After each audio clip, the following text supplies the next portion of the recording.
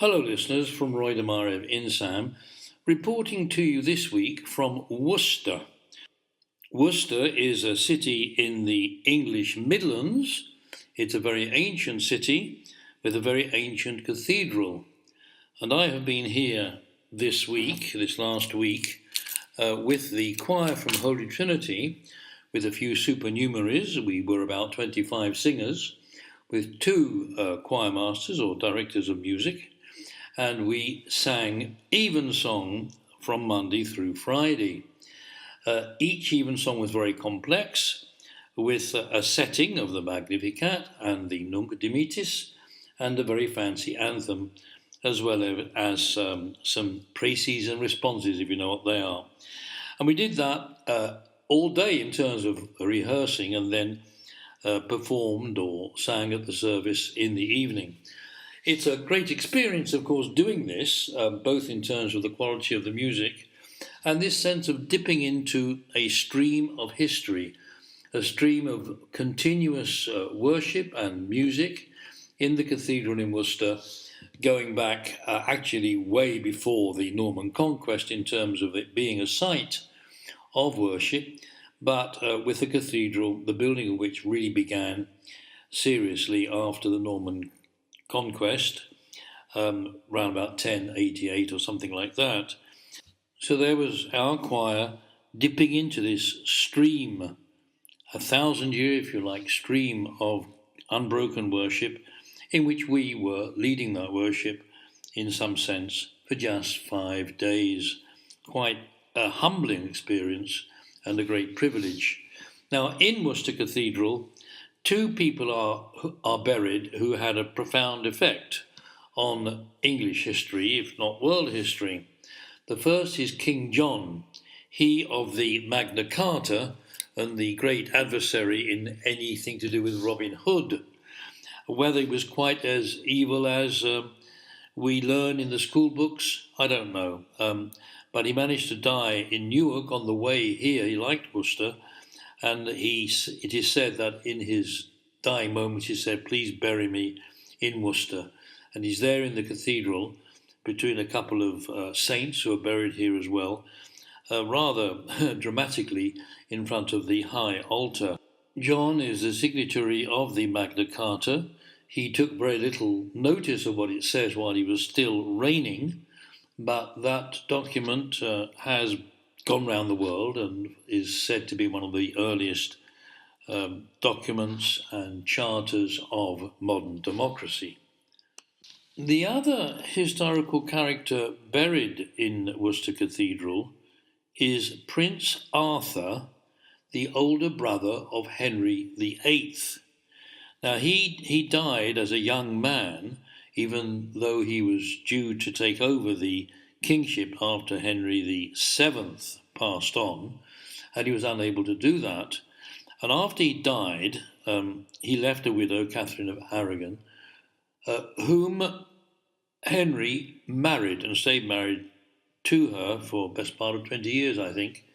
And after that, of course, there was this whole fight with the Pope, which made him break away from the Roman Catholic Church, while he remained basically Catholic in his practice and his worship, but he anointed himself, or appointed himself, as head of the church. And after that we had the Reformation and all the things that happened in history, which had both good and bad sides to it.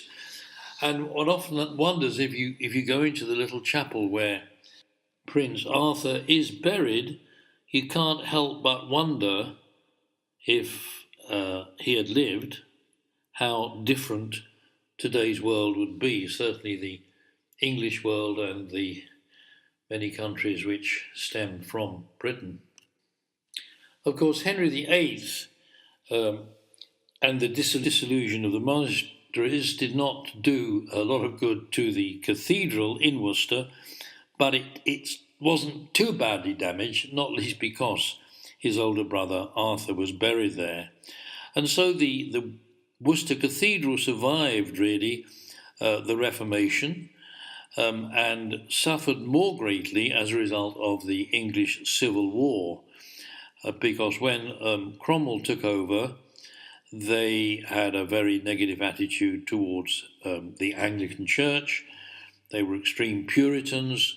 They destroyed statues and images and generally left the entire cathedral in a very poor state. They kept up worship at the cathedral for a long time after the restoration of Charles II, but nevertheless it didn't really recover from the damage done by Cromwell and his troops until much later in history. Basically, a big Victorian renovation took place from 1851 onwards and took about 20 years, and that restored the cathedral to a sound building, which you can still visit today. There was also some renovation done in the 1980s, but right now I have to say the cathedral is absolutely magnificent. In Worcester City itself, there is another important historical event, namely the last battle of the English Civil War.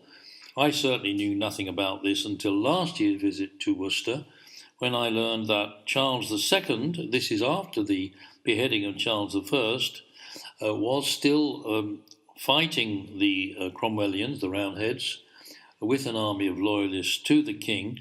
And this particular army that met Cromwell and his troops in Worcester for this last battle was made up mainly of Scots. I've not quite understood why, really, but it wasn't really English soldiers, but Scottish soldiers that came down and had this last battle in the commandery, they call it, in Worcester, which Cromwell and his troops won.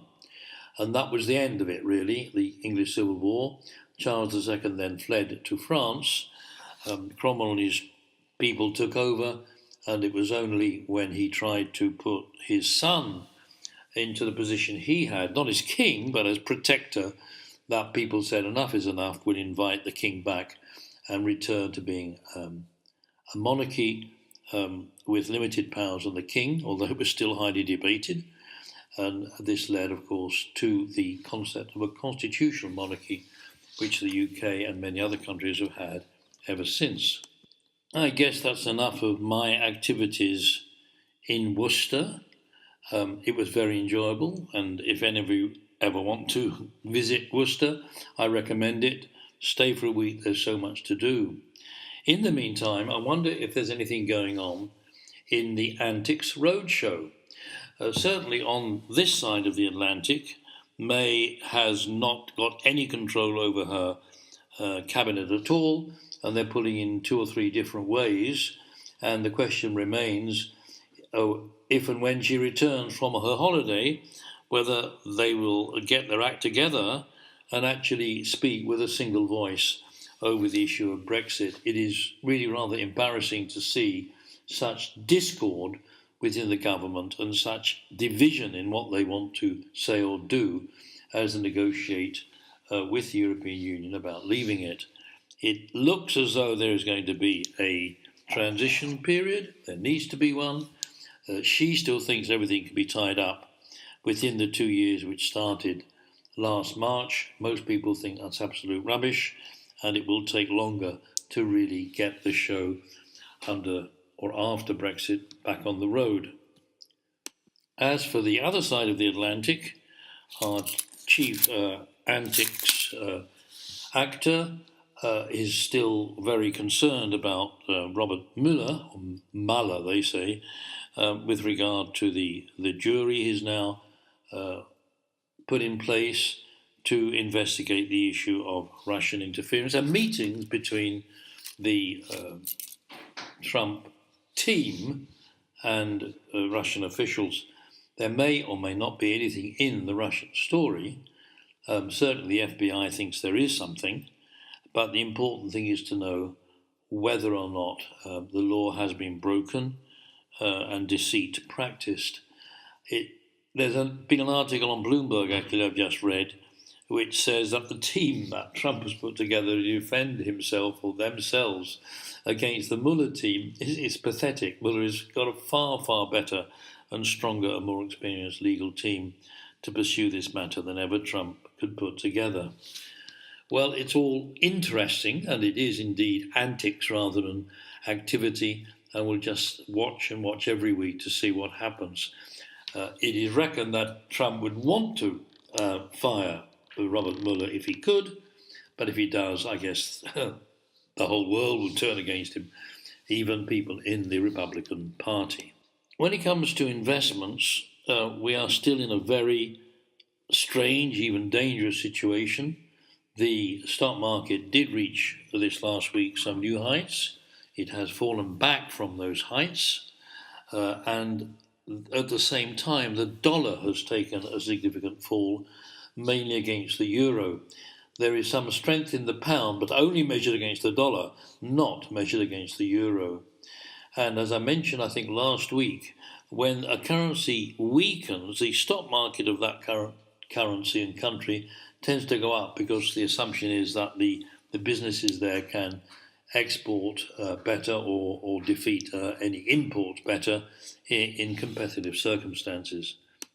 It is widely assumed that interest rates are going to go up, but it just doesn't seem to be happening the way it is supposed to. And this is probably because the economy is still in a very bad state. And I've certainly said that before in the broadcast. Spokespeople for the government seem to think that if they say all is well, then all will be well. But it isn't quite like that. You have to look at fundamentals to see whether GDP is growing, how it is growing, and whether companies are profitable, and whether there is any inflation. And the absence of inflation, curiously enough, is actually a worrying feature, because if prices don't go up at all, the economy doesn't really move forward. We're not talking about massive inflation. They want about 2%. I go along with that entirely. 2% seems to be a good number in terms of persuading people to spend, to invest, and feel right. If it's much below that, which it is still today, except possibly in England, that's because of the fall in the pound, the economy is really kind of stagnating. And so you don't know what to do with it. The very fact that interest rates are slow on bonds and bank deposits has pushed people into the stock market in the search for growth rather than dividend. And that is, again, bad news. It means the stock market is overvalued. As you know, that my guru there, Harry Dent, thinks there should already have been a massive crash. He's convinced it will still happen. I'm less convinced, but I think it's a point well worth taking, that really the only way for the stock market to go from the heights it is at now, the only way to go is downwards. In fact, it has gone downwards as I speak, but you can't go on just one day as to how the stock market is going to perform. I reckon we still need to, in terms of our own investments, to focus mainly on Switzerland with the euro as well. I wouldn't bother with either the pound or the dollar at the moment. They're not strong currencies and the returns aren't particularly attractive. And you should stay fairly safe. It's not worth taking a big punt on risky assets because they might all fall apart. In the end, I'm still a great believer of the Swiss franc and the Swiss economy, and large companies and any bonds that can give you positive returns are welcome in Switzerland. It's the sort of thing you can always chat over with your friendly banker.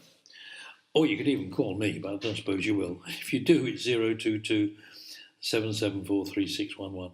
Okay, I'll speak to you again next week, and I'll try to get back more on topics to do with investments rather than telling about my travels.